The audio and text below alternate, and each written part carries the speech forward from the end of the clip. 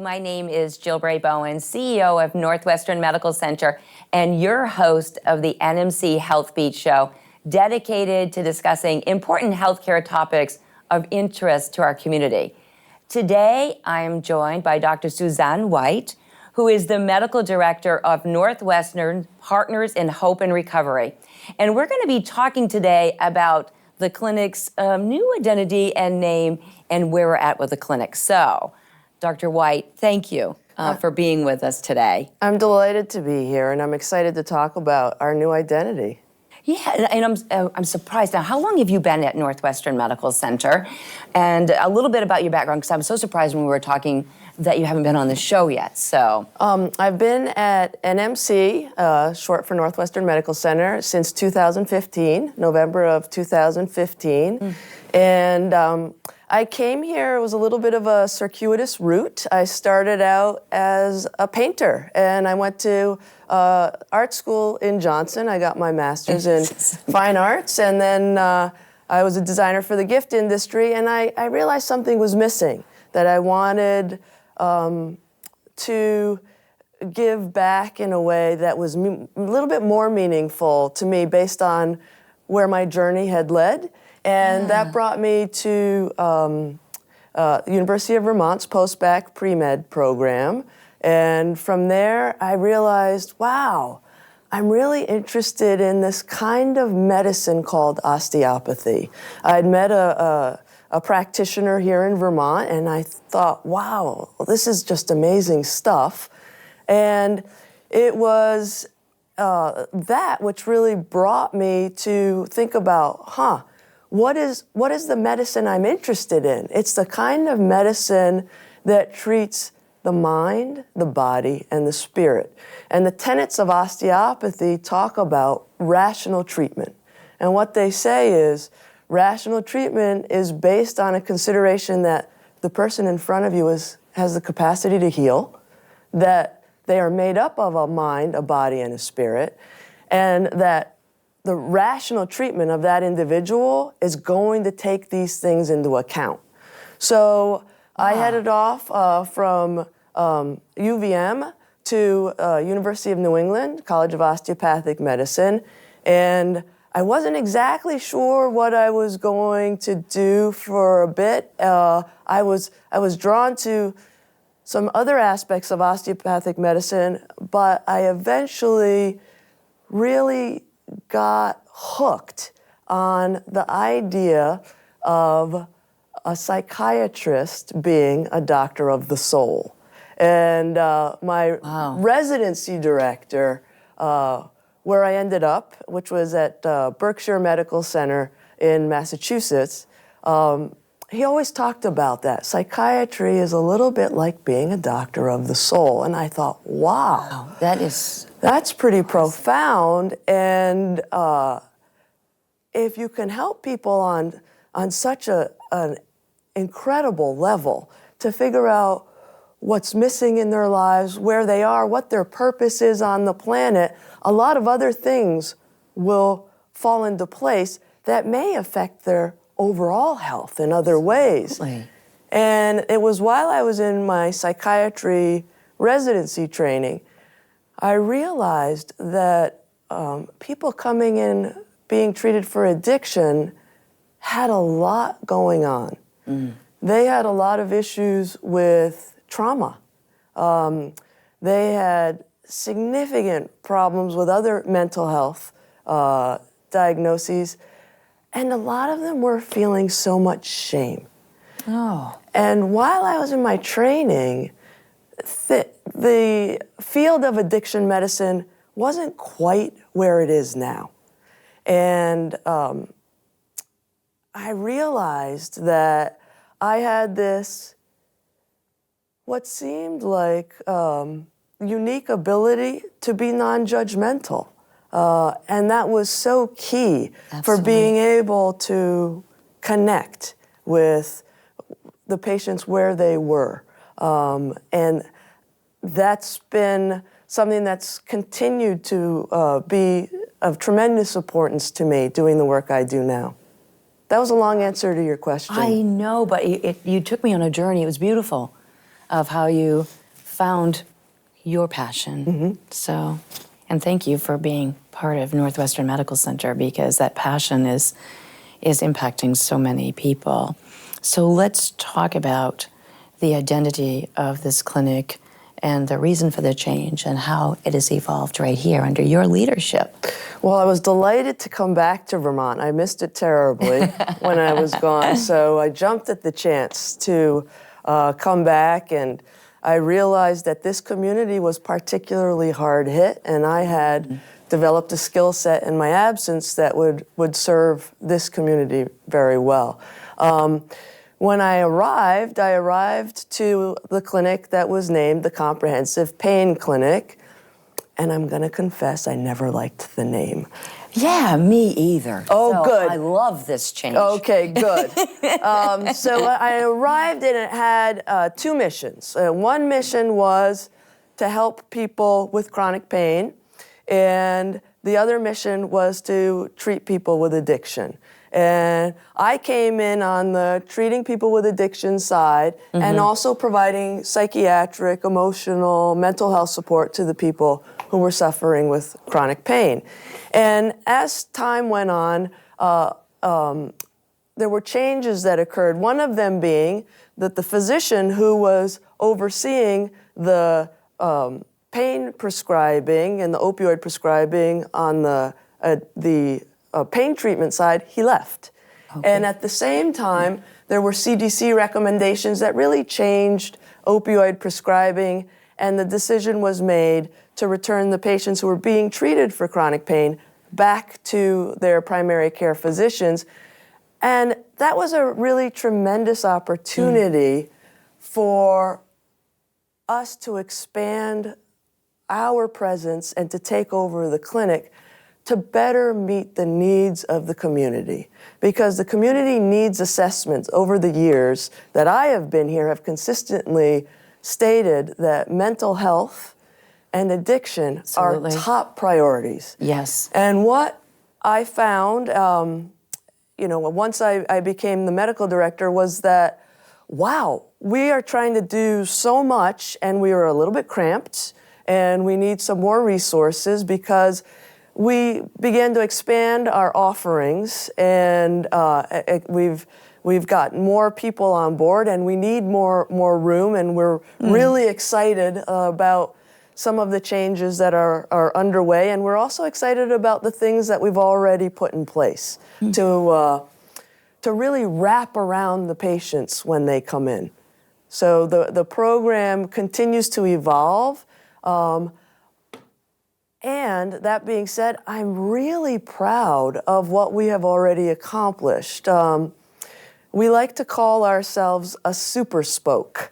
And there's been some talk about getting some new uniforms that have capes at the back for the staff, because we joke about trying to do everything we can once the patient comes in to wrap around them in a way that sets us apart from some of the other spokes that might not have mental health services the way that we do. As a psychiatrist, I'm capable of diagnosing and treating any co-occurring mental health diagnoses in patients who come in. We also have a social worker on staff. We have 3 fantastic nurses, one who just won a major prize for being such a tremendous, caring individual. As an aside, she actually gave her shoes away to a patient in need within the last year, and I was so delighted to see that she was recognized for that just yesterday. And we also have 2 peer recovery coaches who are individuals who have also had a background of addiction. So they have their boots on the ground with the patients when they first come in, or in groups that we might run, and they truly can see through the patient's eyes where they are, where they've been, because they can relate it to their own journey. And I like to joke with patients that just because somebody is not identified as a peer recovery coach, you have no idea whether or not they've walked Right. in similar paths before they've arrived where they are.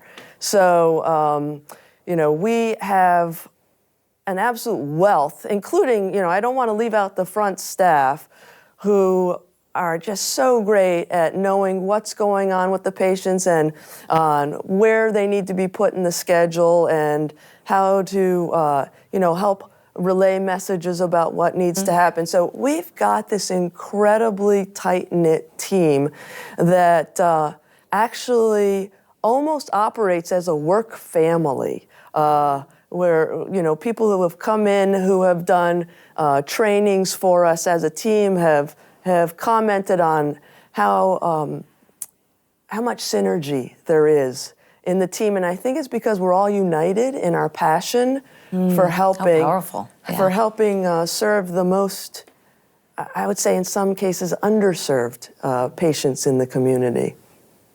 So if a patient is ready for change, or however they might enter or be thinking about entering your system, it takes a special moment probably in their lives to get to that place. Can they just walk in your door and be seen? How do people access this? Because again, when that moment hits them, you don't want to miss it, right? Right. So in the past, there were a lot more hurdles to coming in, and we are super aware that that can be dangerous for people. I mean, the overdoses, the opioid crisis, it's more people dying from overdose than car accidents. So we want to do everything we can to eliminate those barriers. Good, great. And we have had people walk in off the street. We are trying to work out spaces during the week where we will be able to accommodate those folks more easily. As it is, what we'll do is, try to take people in and talk to them, figure out where they are. Okay. We may or may not be the best place for treatment for some people. There is the BART clinic. Yes. So that is a place where people go if they need to have methadone. We do not prescribe methadone in what is called as a spoke. We're a hub and spoke system in Vermont, and the spokes are where people can get buprenorphine, like Suboxone, if they want medicine, or they can get naltrexone, which is a medicine that can help with alcohol use disorders as well. The buprenorphine is a medicine that can help with opioid use disorders, and I'm sure I could talk about that in and of itself for quite some time, so I'll try to be brief about that. But there is a little bit of a distinction. If somebody needs to go get methadone, that's a different clinic. Our clinic has taken people right off the street. You may not get in with a provider that day, but we will do everything we can to get you in as quickly as possible. We are going to soon be getting people who come directly from the emergency department. We're working on a program to improve access there. We get people who are referred from the Howard Center. We do get referrals from other clinics in the state, and we get people who come from corrections as well. So we have, I treat people from all walks of life, and they come in all kinds of different ways. That's amazing. That's really amazing. Do you have a success story that you might share? Yes, you shared one of your staff about the shoes, which is very touching. Is there something else that comes to mind? Because, boy, this is about leading and treating with your heart, and I appreciate your practice of psychiatry, of that spirit and that soul. I'm sure the physician's assistants and I have so many success stories that we could share. I have had people come in absolutely distraught, in their lives in flames. And I have seen people go from coming in covered with needle marks or at a rock bottom place, move towards careers that are meaningful, back to school. I have had numerous patients come in and say, I'm just putting down money on a new house. I just got the promotion at work. I've been stable in recovery for 3 years now. I'm getting married to a wonderful person. I'm no longer looking for, relationships that keep me in an abuse cycle. I am feeling better about myself. And I neglected to mention earlier, I work with 2 fantastic physician's assistants, and we're really delighted to be getting another physician on board. I just got news of that this week. So, I'm sure that any of the providers, any of the nurses, would be able to tell you so many stories about successes, and that's what keeps us going. We get really, really excited when we have somebody who comes in and wants to heal.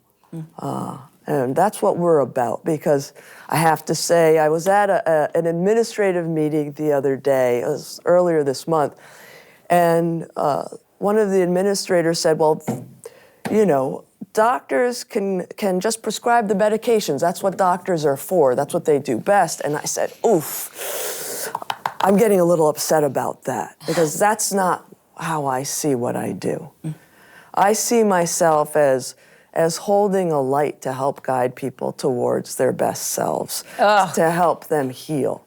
And it's not, there's so much more than a prescription that goes into healing from addiction. And that's what our clinic is about. That's what we believe in so strongly. So that's fantastic. Yeah, that means a lot to me.